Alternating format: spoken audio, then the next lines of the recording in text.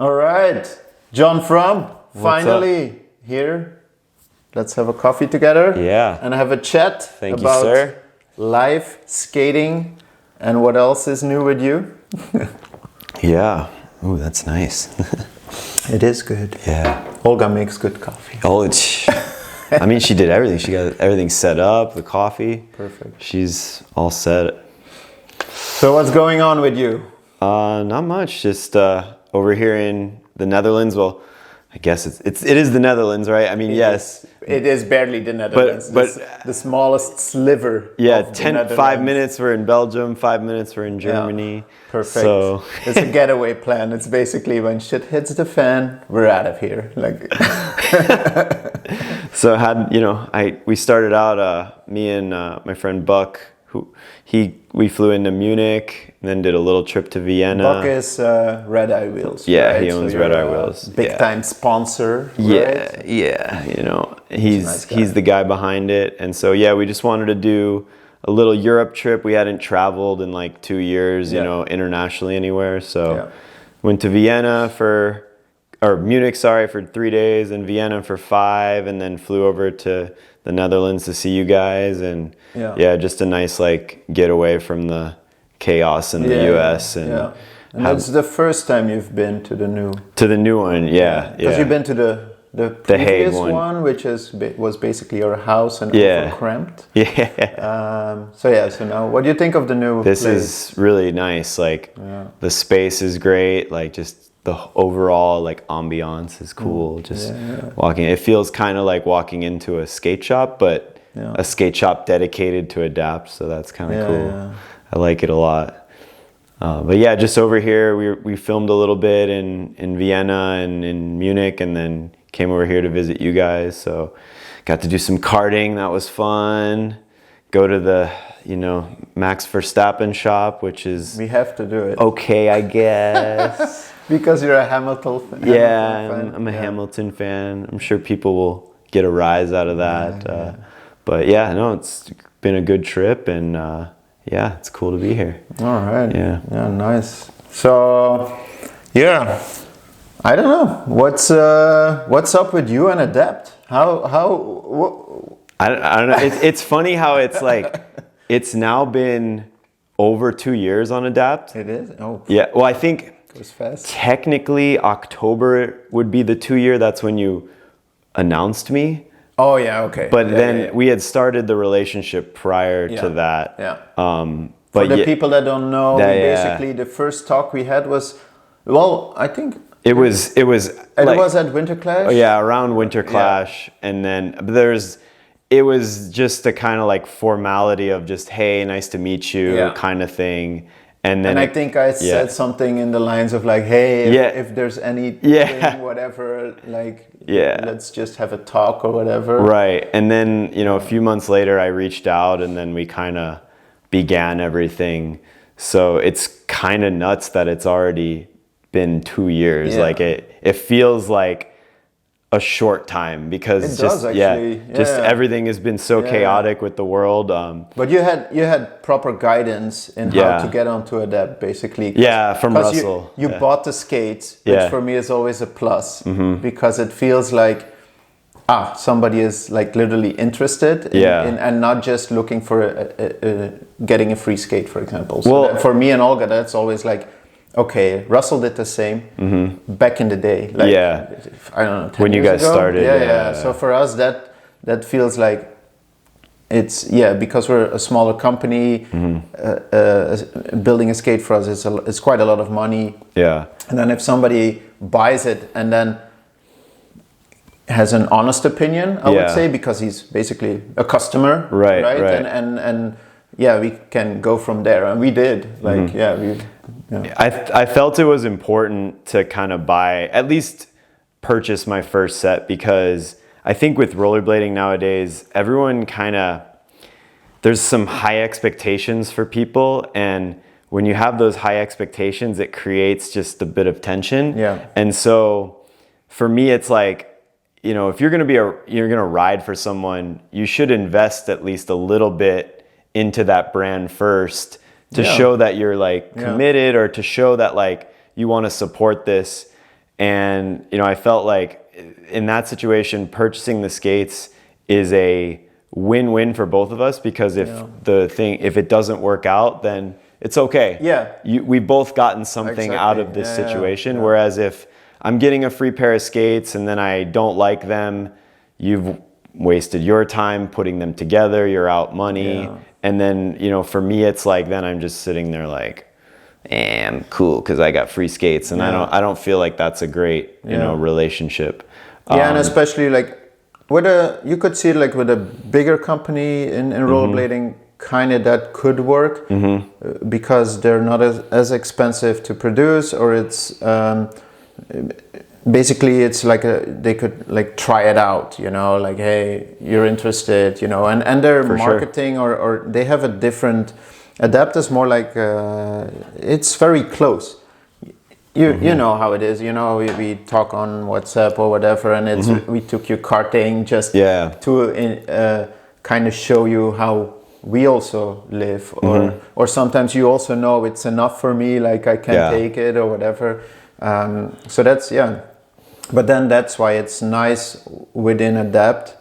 Because you buy the skates, for us that is more of the commitment side, which is like perfect, you know, because it's like a tryout, but in case it doesn't work out, it's totally fine. You know? Right. It's like, okay, so we take our own path.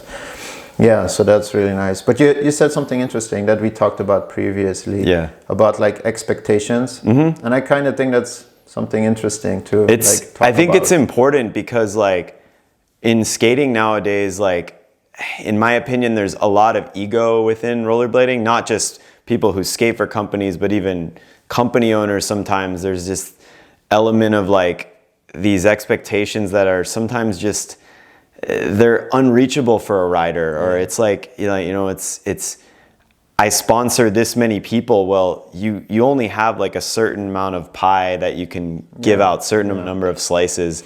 And I think sometimes people see like a rollerblading company and they go, oh, they're a big company, they should be able to give me money. And they don't really understand that like what goes into this. And this is not just talking about Adapt, this is talking about, you know, even the bigger companies. Even the bigger ones. Yeah, of course. They have and you also never know the full backstory of a company. Right. So it's not because of a marketing plan or whatever that it's not because of what you see that's really the case. Yeah. Right?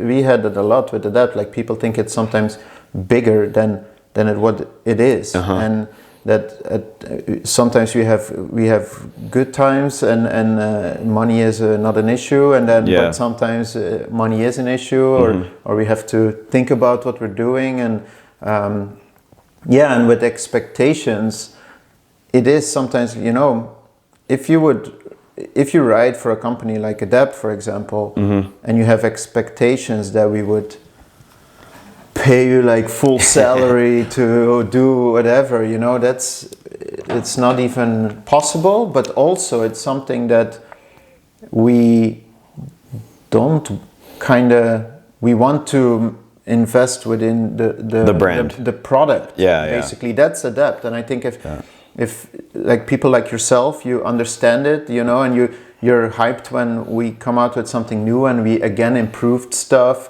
If you're on the same level of, okay, this is what the company is doing, what they're known for, that's the ideal situation, you know. And managing expectations, that's exactly, from the forefront. And every company I ride for, it's the same thing. We've all managed expectations from the start, and we said, this is what we can do, and this is what we're trying to do, and like here's what we can offer, and so on. And I think when you do that and you put that in the forefront, there's never usually an issue and the relationship actually flourishes. But when you have this situation where you get onto a brand and there's an unrealistic expectation, that's where problems arise, because it's like then the company can't meet that expectation, and there's stress and there's pains and there's arguments and fights. Or we had a good talk with Buck, it was last night, about literally like talk things over in advance, like before you start like a project, you know. Right, and right. if you don't make yourself like heard within the company, or like, hey, this is kind of what I want, these are my expectations, then we can see if we can meet your expectations or not, and we'll like be honest. But that's the same with like that. I think you're a good, you're writing for Red Eye, you're writing for 50/50 and Adapt, basically. That's the 3 sponsors, right? Yep. And they're all like kind of similar style within, like, you know, Lawrence is doing his thing, but it's also very, I would say it's very personal, close, right? Yeah. And then you have Buck, which is like a long-time friend as well, so it's like also very close. And now you have Adapt, which is kind of in the same same like small team, small group. Well, I mean, Red Eye isn't a small team, but you know, team, but I mean, what I mean is like close relationship with each person. You know, I have a close relationship with you and Olga, with Lawrence, with Buck, and to me, it's like the honesty is always at the top. Yeah. And so it's like, you know, even Lawrence, he's like, hey, I can't do this for you. That's fine. You know, you say, hey, I can help you with this and help you with that, you know, and it's right there. And I really appreciate that. And I just think that's the mold for rollerblading. And that, I mean, that should be the mold for business. Unless it goes totally like berserk with money, then it's a different thing. But then again, for example, like, let's say we would never go to high numbers because we don't want to. And then, for example, if somebody thinks like, oh, Adapt should be, you should make like 1,000, 3,000 pairs, pairs of skate. We will never do that because you'd that's be not in our there. interest. You'd be in that workshop 20 hours a day. So you'd never leave. Yeah, and we had the question, why don't you make like an entrance like model? But there's enough options on the market, so why would we, you know? My only concern is how can we make it better? How can we improve on small things, small details, and or think outside of the box and come with something completely different, you know, like we need to do this. But if people don't, if somebody on the team doesn't understand what the brand is, you know, I had with Julian Ba, that was in the beginning, it stressed me a bit out because of his name and Julian's huge. Also his presence within the skating industry. He's a legend. He's a guy that he's basically like a legend in the skating world, for sure. And him to be on, he had his story, of course, and his like baggage with like in the industry, what happened, and him wanting to be on Adapt gave us a bit of stress because it was like, what if he has like, first they're all good with like, yeah, we'll write for you, and then a year after they come with the expectations like, hey, and they'll be disappointed or we're disappointed. And it turned out to be a really good relationship, you know, because he flourished. But also like he understood the brand, right?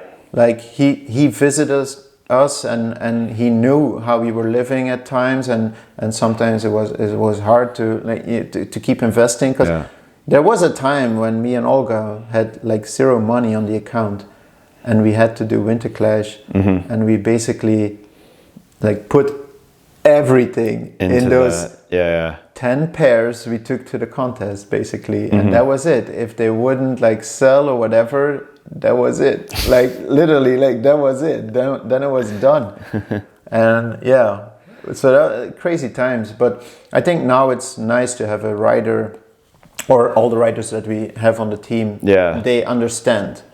And to give an example, with Russell Day, like he just had a baby, and our expectations are like, he's totally figure out dad life, you know. And we're not gonna pressure him or whatever, because basically let's have a good time. Let's enjoy skating, and that's it. The thing about Russell is like, once he figures out dad life, he puts those skates on.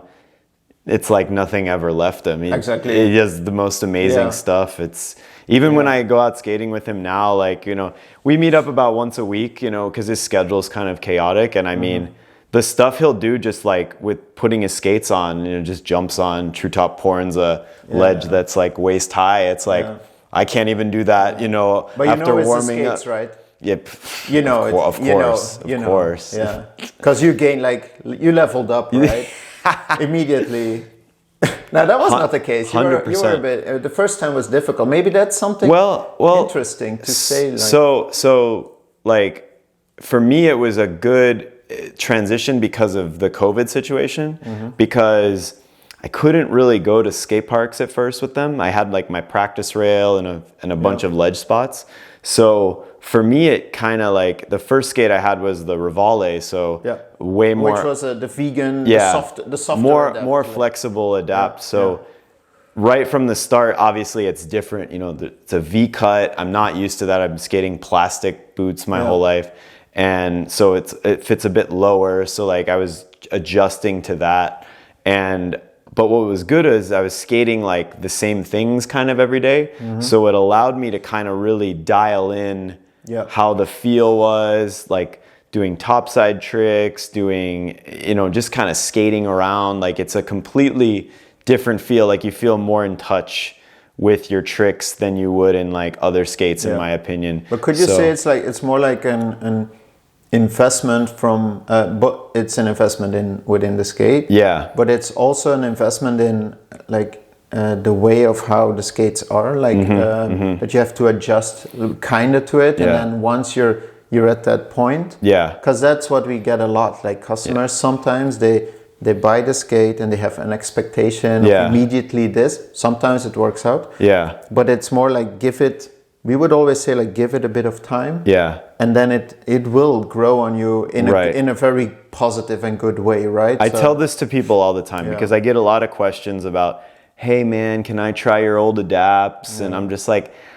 you know, I don't suggest this, you know, like I don't think it'll be a good experience for you. It'll be an experience where you're like, because the skate also adapts it forms to your foot, really, like, and so I tell them like, it's not going to be the experience you want, and then it's going to give you a negative impact. Whereas if you purchased one, heat molded it, formed it to your foot, you're going to get that ride that you've been searching for. And even for me, that was a bit of a challenge at first, because I'm coming from a brand that I could put the skates on and skate them right out of the box, and that's what I had skated for 10 years. So that was an adjustment, and I had to, you know, deal with that. But now it's like, when I get a new pair of skates, I kind of look forward to this challenge. And I know that sounds weird, or that I'm like fluffing it up because I ride for Adapt, but it's actually, I know in that period that I'm dialing the skates in, and then there's a point, and it always happens about like a week or two in, and I feel it, and I'm like, they're good. They're now I know I'm ready, and it's like the greatest feeling, because it's like, now every time I put my skates on, they're comfortable. You know, I never have like any weird issues or anything, and I like that a lot. It's like kind of one with my foot, which is something that, you know, is important to me. I had a lot of issues with my feet in the previous skates that I rode, mostly in like the outside of my toe area. So I don't get that anymore, and that's a big relief. We actually, one of the nice things, like in the beginning, I developed the mold. So we made like multiple scans, and also by shaping it by hand and measuring everything. That's like 11 to almost 12 years ago where we did that work. We because I was working for speed skate companies at the time, we had a lot of info on different shapes of feet, basically. Right. And I wanted to create a mold that is like already relieves like the pressure on most feet, basically, where a lot of, I don't know if you know this, but almost every mold that is produced in China or somewhere else, where basically most of the skates are being produced, they're actually based on like women's feet. Okay. Didn't know that. So the shape where men's feet, they always have these, like, how do you say, bunions, basically like an extra toe, basically like the sixth toe on the side. I was just going to mention that. It's like with an angle. And Rosie's was one of the ones actually that tried to do this, only the skate didn't really got accepted. It was the Grail. Oh, the Grawl, yeah. Okay. That skate didn't got accepted, but that was actually, they had the cuff point even pivoted because of your ankles are not in the same. It's not like a line goes through. The inner one is actually more into the front. And it's the same with the shape of an average foot, let's say it like this. So a lot of people have pressure on this side because actually like it goes out there. And so we developed this from the early starts, that we actually changed the shape over there. Right. And then together with the heat molding, you can make it into your own thing, right? So how did you go through like the new, like we changed from like the lining being inside, like mounted in the skate, to this year we have the lining piece, which is basically same dimensions, but you can take it out basically and you can replace it. So longevity for your skates.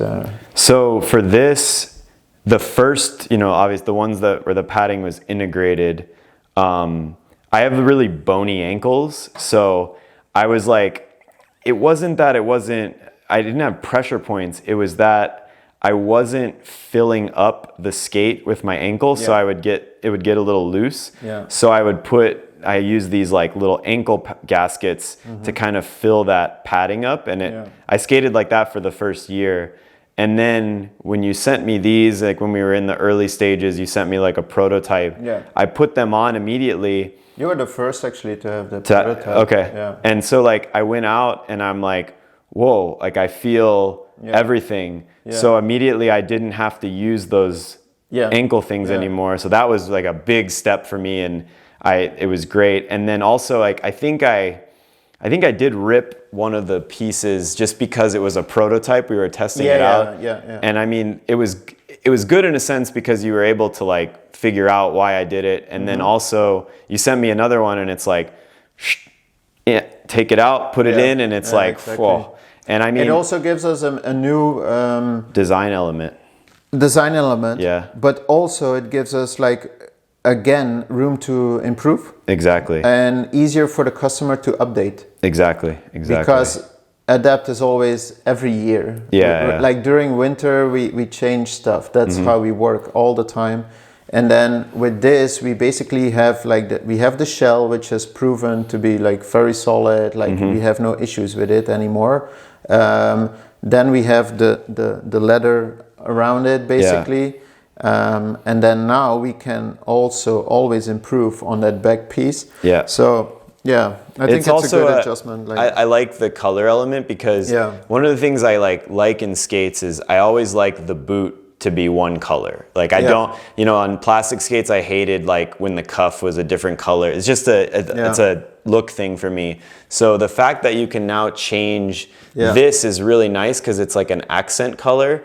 So when you're skating and you see like the clips on film, these accent colors like really stand out, and it like you see it and you go, oh, I know what skate that is, or I know like this looks that way, and it's just really nice, and I like the aesthetic, and so that's a real improvement. I don't think a lot of skates have that. Like you see a couple liners on plastic shells will have something, but nothing like this. So I really like, even when you're skating from looking and seeing someone skate, you can see the back of their heel, and you see and that also what was important that it follows the shape of the skate. So it's just like a thin sliver, like a line. That's very important to me, like how it looks. That it's not like, when an aftermarket liner or on a skate, it's never designed for one skate. But this is, and it's part of the skate. So it's not like it comes out when whatever. It's basically it's stuck in there until you like release the Velcro on the bottom. Which is basically when you're skating, you're always pushing it against the. I even like interchange because I have I have decks, and then I have my black ones, and I interchange this piece a bunch of times. Like I put the yellow in my black and vice versa, and just to see how it felt, and it was like perfect every time. It didn't even matter that I hadn't skated one of the skates in a while. I put the piece in, even changing them out, and it felt the same. And that's big for me because a lot of times in the past with other skates, I would try to, you know, recreate the skate to make it the same just so it felt good. And that never happened. So that's really nice to like be able to just, oh, I want to skate my decks today. Perfect. They feel exactly the same. I go back to my black ones. Perfectly the same. That's a big step for me, you know, in terms of like feel and whatnot. Yeah, exactly. It gives us a lot of opportunities as well. Like, I don't think that, mostly what Adapt does is we try to fine tune stuff. So we don't, like with this design now we're for sure sticking with it, and then we're now already, you know, we're already working on fine tuning it and trying different like hardness and all that stuff. So I think that's interesting for customers in the future to be like, oh, okay, now they have an improved piece and they can put it when I showed my dad Adapt when I first got on, he like made this comment, and you liked it. It's like, oh, it's like the Ferrari of inline skates. And I mean, even we were kind of going back to like, you know, you're not making as many, you know, well, you look at Ferrari, like this is how it is in the US. Like you go, there's like a area with all the car dealerships, and it's like, oh, you know, 1,000 Fords, you know, 1,000 Mazdas, and then you see the exotic car dealership, and it's like 2 Ferraris, you know. Exactly. So it is that way in a sense. But it's a premium product, and it shows in its design and the way it skates, and that's really cool. I like that a lot. Yeah, it's true. Even to the bolts, where we're like, all that stuff, you know. That's I'm glad that people are picking it up. But you have to see it in real life as well sometimes. Like it's nice to see it online, but then if you see it in real life, and it's like when you see a new one especially. Because when they're used, you never know who's taking care of their skates or not. You know, like my Superleggera is like, it looks newer than when I started skating it almost like 2 years ago, because I have always the test prototypes. But I keep them in good shape. So basically I just make it look good again.